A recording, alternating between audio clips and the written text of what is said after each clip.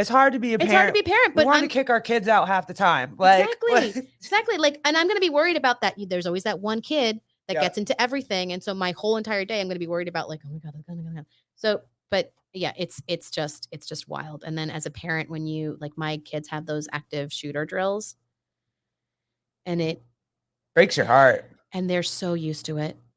It's like just a Tuesday for them. Yeah. And you think about it and you're like, God, we have so far to go. And we're not protecting them, right? We're just like sitting in the shit thinking about.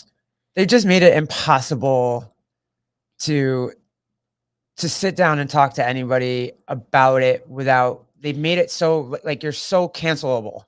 Yes. If you ask any question that might be deemed as, listen, we had a phone conversation like a week ago. I asked you 55 million questions and some of them you were like, Garrett. I'm just let you know that was rough. That was rough. Like the other one was, I said, you're like, you're such a jerk. But we could still talk about it. It's not like, you know what I mean? Explain it to me. People just think that they're like, you're trying to be a dick. I'm not trying to be a dick. I'm genuinely asking you, hey, like when I was coming up in the world, for us, the word dyke wasn't a big deal. If someone calls me a dyke, I'm like, yes, I am one. That was like one of the few words that existed at the time, right? Like the vocabulary wasn't even like. It was like mulatto. Like, oh my God, you can get. There were so many songs that called us mulattoes. They're like, isn't there a chick who's in the club? Like, what isn't there a rapper right now? Her name is Mulatto. Like, that's her brand right now. I'm like, and I was like, yeah, girl, get it. And now they're like, no, you can't do that. And I was like, but she is though. Her, like, one parent is white and one parent is black. Like, I know. I have in my old age, I've definitely realize that I have more friends outside of my political and like social leanings than I think I've had in my past years. And it's because like you approach it as I know who I am, I know what my values are, but they've also evolved so much over the course of my life that like I expect that they're going to continue to evolve. And like maybe this is the person that's going to expose me to these different things, right? Like I will always be pro these things, but maybe the way that I'm pro these things changes, or like the way that I think about these things. Because when we were coming up, it was this discussion, which I know is still like very active right now, of like, oh, you choose your sexuality. It's not something that you inherently know. Like that conversation was like, oh yeah, you're choosing to be gay. How many times? I heard that left and right. I'm sure you guys. I have heard it. Yeah. And now I think that has evolved. And I remember having a conversation with my college boyfriend and being like, yeah, I think you choose your sexuality. And he was like, pause, no. And he was like, that's gay. Yeah. He was like, no, you don't choose your sexuality. Like this is how you're born with it. I don't think so either. I mean, I really don't. I definitely was. I didn't know, like I was telling you the other day, I didn't know that I wanted to be with girls forever until I got probably into my senior year. You know what I mean? And then it was like, pretty obvious. And even then I went to the prom with Dave and I wore a dress, like, and flowers. I think I did your hair. You did my hair. And there was flowers in my hair. There were flowers in your hair. Because you did my hair. Otherwise there wouldn't have been flowers in my hair. I tried to do your nails and like Amanda's nails too. Yeah, no, I wasn't going for that. That's how I knew I was lesbian. I didn't get my nails done that day. You're like, that was the day in high school. That's bitch. A bridge too far. Too far. That's too far. Nope. But I mean, like you have these experiences, and you're like, nope, rein it back in. I'm not. Listen, I think when you're in your 20s and you have no idea. You're liberal, you're broke because you're broke, you're liberal, and you swing way more left than you do when you get older. Because now you're older, you own shit, you have money, you have 401ks and Fidelity investments, and then it's like, okay. Well, you also like see. I think sometimes. I consider myself liberal in so many ways, but I think what I've learned also is that I have to pause and learn before I can have an opinion. Yeah. And I think that that's not always the case. Like I will tell someone like, I don't know enough about this. Yeah, me too. To have an opinion. Like, I will now. I didn't before though. Oh no. Before I was like, fuck them all. Yeah. And like, screw you. Fire off. If you go back through my Facebook I have fired off some shit I regret. Like, yep. I was a different person back then. Babe, did you see this? No. What the fuck, man? Well, like, And then Daryl came at me and I was like, eat a dick. And like, I had to reach out and apologize. I'm like, I'm sorry, bro.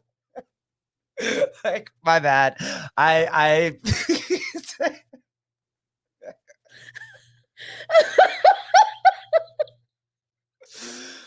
Yep. I felt bad. Yep. I was like, my bad. You're right. You're right. I was wrong. I'm sorry. Maybe you weren't all wrong, but like, I shouldn't have come at you like that. Yeah. Yep. That, especially the one where they showed where they tried to make it look like little white kids were beating up a Native American guy, but they didn't show you the whole thing of how it started. Oh, and the one that happened on like the Capitol steps. Yeah, I know. And I fired off so fast, girl, and I was like, "Fuck everybody!" And like whatever. And then poor Daryl when what was it, the abortion one where, and I was just like, "Eat a dick! You don't get to make make conversation about women's bodies. Sorry, bye." Which I agree. Like, I think that's like, yeah. But it also too, I see where pro-lifers are just like, hey, look, like, just they're babies. Like, just acknowledge that they're babies. Oh God, I have such strong opinions on this. I know we won't go down this rabbit hole. We'll be here for another, and we both have children to pick up from school eventually. So that's what I'm saying. It's 1:30. Okay, yeah, we're good. But yeah, I mean, you're liberal and nuts in your 20s, and then you slowly and you just don't know enough about the world. Right? Yeah, you just don't know about like the decisions that people have to make under like extreme. And I think one thing that I often tell my children is like, your experience is one. It's one experience. Like this whole, well, I'm fine with it. Nothing really bad happened. It's like, great, that's your experience, but there are 9 billion people in this world. Or 8 billion or whatever number we're up to now.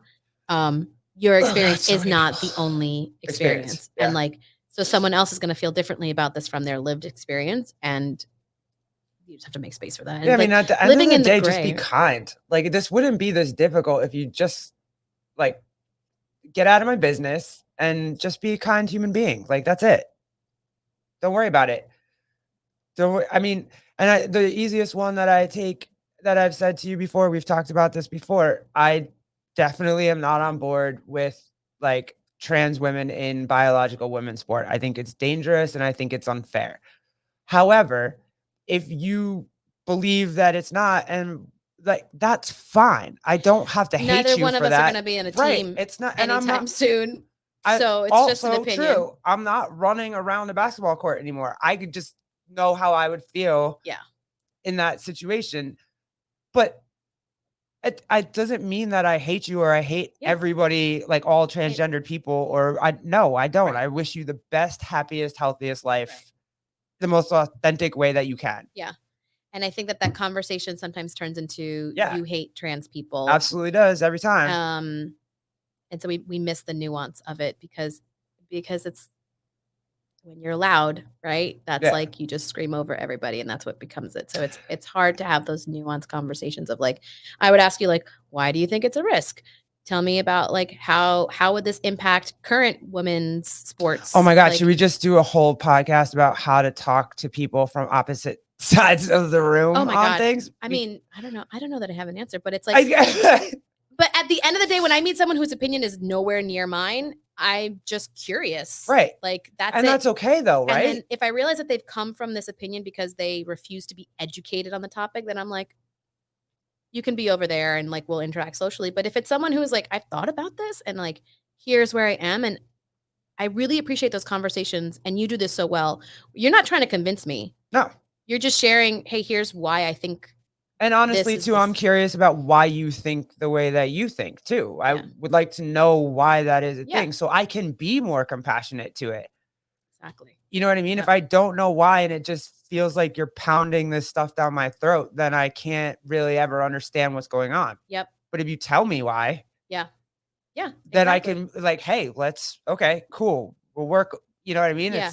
I know where you're coming from. I know what matters to you. And like, those things. And I've had people in my life where I'm like, I don't understand this at all. And they have done amazing things. And they've said, come with me, come experience this with me. Right. And they've brought me into these spaces that were really safe spaces for the people in that group. And they brought me in to, and like, they were like, she's with me and I want you to see all these things. And there's this sort of beautiful experiences, and I got to see like firsthand and really changed my view on things. And again, it was things that were so far from my experience that you're not going to get me to go to a gay bar in Manhattan to experience those things anymore. I'm too old for that. Oh, I know, bars in general. No, I mean, maybe, who knows? On the cruise, we'll go on a cruise. Okay, that's fine, because then I can go to bed right after. That's exactly it. Yes. Okay. There's no Uber that's home. Fine. It's lovely. But and in some cases they changed my mind, but what it gave me was context. Right. And that was incredible. And I don't think that in some of the conversations that we have today, like, I don't think I would be exposing some of these people to the things that shape me. Was I the first gay person you ever met? Because I wasn't out in high school. No, but you were the first one. There I had was a gay person before me. How dare you? What the heck? That's why we haven't talked about it. Did George come out before me? Is that why? Is that what happened? No, my parents had friends. Was it George? My parents had friends that we all knew were very gay, but we just didn't call them gay. Yeah, you didn't talk about they had a friend. We didn't talk about it. Right. But I think you were the first one that I had like a close relationship with. Like, I was telling you secrets and shit. Yeah. That's so funny. Yeah. And then my best friend in college also ended up coming out to me, and I was like, "What's going on?" You just like big butch girls to protect you as you walk she wasn't big and butch at all. No, it was funny because I was like, because I knew before she did, and she was like, "I have to tell you something." And and then I had 2 college roommates come out to me, and I was like, "You're gay," and she was like, "Yeah," and I was like, "Okay." Anyway, we have reservations at 6, so you should get ready. I'm not gonna be late for that. I totally took the wind out of her sails, and I was like, "I'm sorry, it was a moment for you, wasn't it?" Yeah, it was. Absolutely was. I'm sorry, but I was like, "I know we've played this game. I've played this game so many times before." I do not care. I do not care. It's fine. I love you. As long as you're not trying to sleep with me, we're good. Let's go. Good. Yeah. Just make fun of the stupid men I date. It'll be fine. Oh my God. I was too. I was so overprotective of you in high school. I was just like any dude that came around that was wrong that I didn't like, I was just like, remember. You're in my seat. Like, you're in my fucking seat right now. Get up. Oh my God. I think that's why I didn't date in high school, because I was like, I'm sorry. The only one and I'm huge. I was bigger than all the boys. No, not from a physical perspective. You were just like, no, I was a lot. You were like, be nicer. I was like, I remember you asked me, you're like, what senior superlative do you want in the yearbook? And I just like offhanded said it. And you were like, I remember you had like a freaking paper and you're like, okay, I'll be back. And then I don't know what you did. And then I was like, I don't know what you did. Listen, I was the bodyguard. I don't know what I was the bodyguard, and I don't know what it was. I don't know if it was just because like your mom's house was like a safe house for me. That was safe where we all were. Yeah. And I was just like, no, you can't talk to her. I don't approve. You're like, you're an asshole. I've seen, because you also, I knew what they would all say. They would have boy talk. Yeah, they would boy, and you were like, no. You were like, you can have Alvin. I like, yeah, pretty much. He's on the approved list. I was like, all these dudes got a high body count. You can't have, none of these dudes can have you. I'm sorry. You're pure. One day you almost killed Billy. I think I remember Billy, that. right? Yeah. Yes. I think there was multiple times and put him in his Explorer and pushed it down the road. Yes, absolutely. Yeah. But that wasn't just for me. You did that for a lot of people. I did it for our core group. Yeah. Yeah. I was like, I didn't let anybody mess with Liz Delalio. I didn't let anybody like all those other hosts could go out and be hoes all they wanted to, but like, no. You were like, these are my hosts. That's right. You need to fill out the job application. You will be pre-screened. They all had to. There wasn't one, even Billy Fulham, when he was trying to like, Billy Fulham was talking about wanting to smash you. And I was like, you're not smashing shit. Like what? Isn't smashing my You better go back on that baseball diamond and hit a baseball, because he was a big baseball. He was a big baseball star. He went to. There were so many fucking Billies in our. I know. He went to Durham. He's big, dude. He was bigger than me. He made me look small.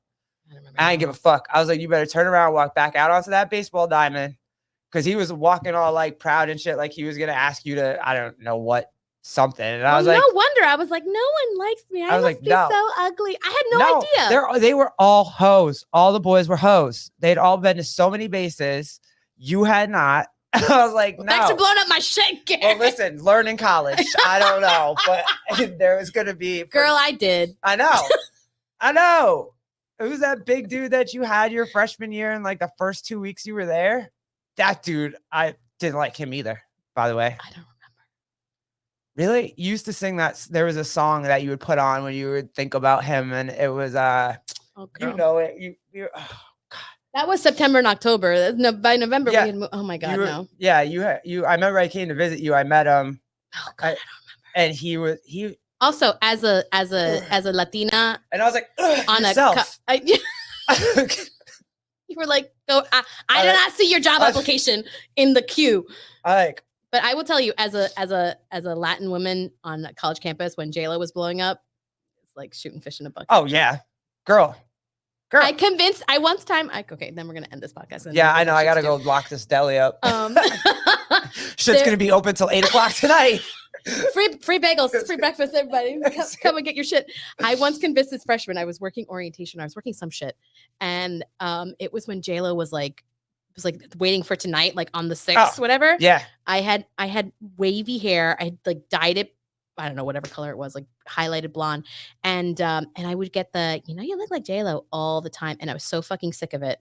All the Zach Morrises wanted you. That they were all like, I'm gonna go get. Yeah, no, I cleaned up on the nerds too. Like it was that first guy was not a nerd. He was he was not a nerd. Big he was jockey. Oh my God, I know who it is, and I cannot think of a name. When I think of that song you used to freaking play nonstop on repeat, I'm totally gonna send you that one too. Because I know it's on her playdlist somewhere. So anyway, so I convinced this kid. I was like, all right, I'm gonna tell you a secret, but you can't say shit.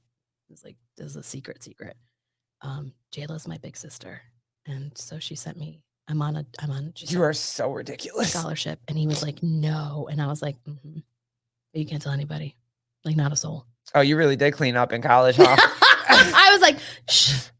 Using everything. I was like, watch me sing Selena too, bitch. I'm her cousin. Bitty, bitty, I was like, wow, I can dance to it. Girl, goodbye. I gotta go. All right, now. bye. I love you. And on that note, bye.